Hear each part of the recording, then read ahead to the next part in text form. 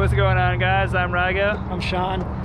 And we're gonna do another tutorial video with Shaun. So we introduced him last week, and he's kind of like a big air specialist. Does a lot of kite loop tricks, and he has some really good insights that we normally wouldn't cover on the channel. So what we're gonna break down some like more intermediate to advanced kite loop tips, and yeah, I'll let you take the lead here on this one. Sweet, man. Sounds good. Yeah, I actually did quite a few advanced lessons this summer for some kite loop tricks. And you know, first and foremost, so you know, the main thing is commitment. So if you're getting ready to do a big old kite loop, you want to make sure that you're committed and you have as much steering input on the bar as possible. So that's going to happen by overcommitting and sheeting in all the way. So you're going to jump, send the kite like a regular jump. And the trick is, you really want to initiate the loop with your backhand. So if I'm riding to the left here, I'm going to jump, and about 3/4 of the way up, I'm going to crank with my backhand and let the kite go around to my right and come back out to the left if I took off left foot forward.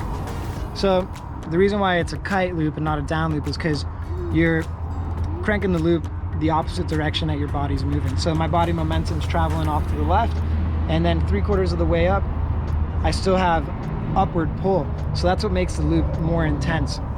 The earlier you loop the kite, the more radical the loop's going to be.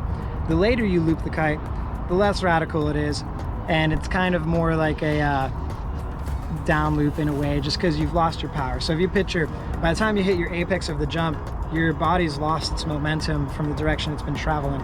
So if I'm riding to the left and I jump and I'm up, and then I get to the top of the jump where I feel that I've stopped traveling up, and then I crank the loop, it's honestly going to be like a little more dangerous because the kite doesn't have enough momentum and power to get all the way around. Even though it will, but there's a good chance you're going to get dropped hard if you do it too late. So 3/4 of the way up, you still have upward lift, and there's still a lot of tension in the back lines. You're still really connected to the kite. So that's the thing, you know, you hit the apex of your jump, your body's going to kind of level out. You can almost picture like a rubber band effect at that moment where you snap the rubber band and then you let it go, and then at the top it's going to be kind of like loose and flimsy in a way. So that's why you want to initiate the loop with your backhand 3/4 of the way up, right before you hit the apex of your jump. You're still lit, your body still has momentum, and you still have line tension, which is the most important thing, because the line tension is the reason why the kite's going to catch you in the end. Because what's more important than cranking the loop? Getting caught. All right, so the first thing I talked about is making sure you're initiating the loop at the right time. If you initiate it right off the water, you might not get the height and you're going to get shot forward super hard. If you initiate it at the very top, the apex of your jump, you've lost line tension and your body's lost its momentum, meaning the kite will loop, but it's not going to have any guts when it's coming around, which you really want that fast momentum coming around to get caught, because at the end, when the center stroke's pointing up, that's when you let the bar out, or even a little bit before. So you want the momentum to go around. So that's why you loop it right before the apex of your jump. You're still connected to the lines. The loop's going to come around, pull you forward. But then the other thing is, as you're doing that, the bar position is everything. So hesitation is not your best friend, because usually when people are hesitant, they're not going to pull the bar in all the way. So now if you try to do a kite loop or a mega loop with the bar like halfway out, the further the bar is out, the wider the circumference of the loop's going to be. Now that'll happen naturally if you're throwing big ones in super strong wind. You might start, commit, boom, all the way in, and crank the bar all the way sideways. It's a little hard because I don't have bungees here, but this is actually the safest scenario you can start when you're doing a kite loop. If you want to be safe, you want to sheet in all the way and crank the bar all the way.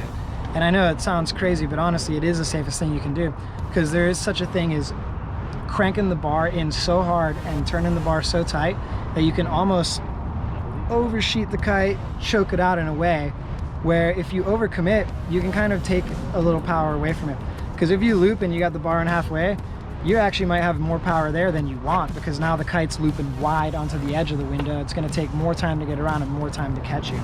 So the safest thing you can do, I know it sounds crazy, but pull the bar in all the way and crank it as hard as you can. Now this is the moment where you're like, oh man, this is why I love kite loops, right? Because now you're going up, the kite's looping down, pointing straight at the water, and you've got your center strut. Now, like, you can think of it as a center strut.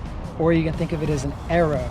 And this arrow tells you where the kite is gonna shoot once you let the bar out. So it's really awesome. I use it teaching all the time, even for like people starting to ride power diving up and down, you know, because you don't want to let the bar out when the kite's still pointing off to 3 o'clock or 9 o'clock. So you do the loop, boom, you're gonna loop it back around this way to the left or the right or whatever. But anyway, what I'm trying to say here is when the center strut's pointing down and your kite is passing 5, 6, and 7, obviously that's the most dangerous time, because if you let the bar out, it's gonna shoot straight down. So when it feels crazy and the kite's pointing down, pull harder. Don't let the bar out until you see that center strut pointing back up. So once it's passing, you know, 10, 11, or 1 or 2, whichever way you're doing it, then you can start letting the bar out again. Because if your center strut's pointing up, you know the kite's gonna go up to catch you. Now, the harder you let the bar out, the faster the kite will catch you, I think, in my opinion. Because the more slack you have on the back lines, the more wind you're allowing to rush into the canopy, and the faster the kite's gonna go up and shoot you. And you know, you swing under the kite, get caught, and then you can position the kite for the down loop if it's not already in the right position.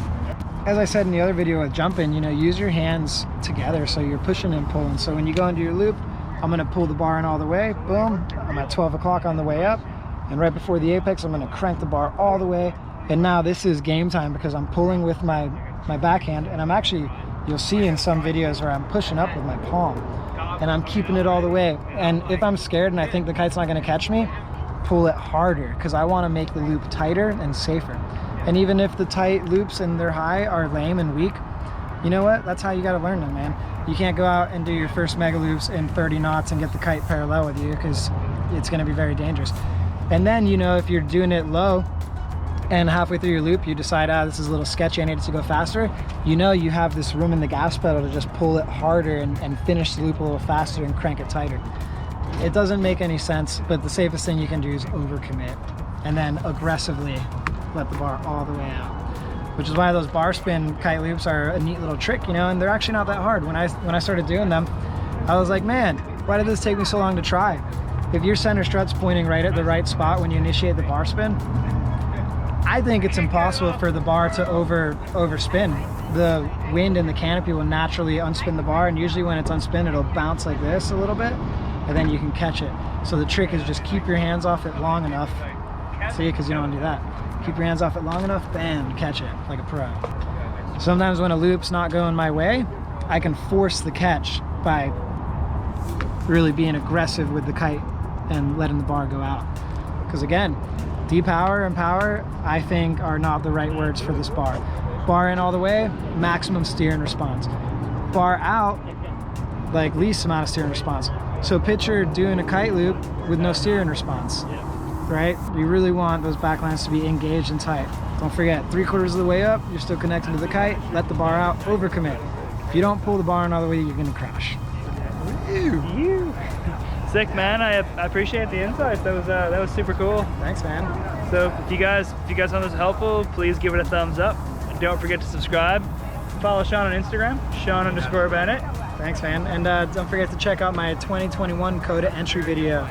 Oh yeah. Catch you guys next time.